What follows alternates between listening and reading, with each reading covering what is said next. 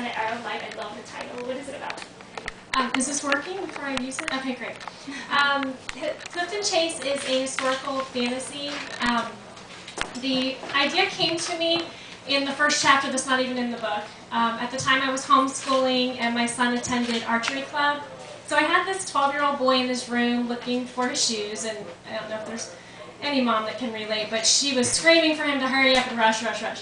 So he finds this mysterious arrow, and he doesn't know what it is, and then he leaves the room. And then I saw the nose of a dwarf pop through the shadows of the closet and say, "But the boy found it first." And I'm like, okay, I want to read this book. This is awesome. So I did some research, and then I came across this photo, which you can come up here and look at later if you can't see it quite that well. This is an oil painting, and the boy in the corner over here just screamed my character, Clifton. Except for mine, of course, had a bow and arrow. And this is the Battle of Bosworth Field, which is the final battle in the War of the Roses, which I started researching that time period. And that's when I came across the two princes that were forgotten by history, King Richard III's nephews. And I just felt sorry for them. You know, they lost their family, they lost their throne, they were thrown in the Tower of London, probably killed by their uncle.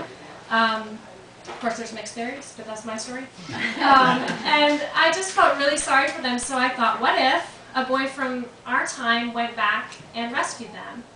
But I am a Alice in Wonderland fan, so of course I had to throw in the fantasy element on top of the time travel.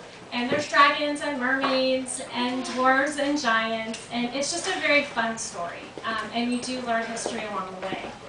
I really... The whole concept of writing, I've been doing it since I was 7. I won my first competition in 3rd grade for a state tooth conversation. I had Mr. and Mrs. Moeller teaching kids how to have personal hygiene. And I just published that last year. That was the first thing I published with the American Dental Association, which is pretty funny.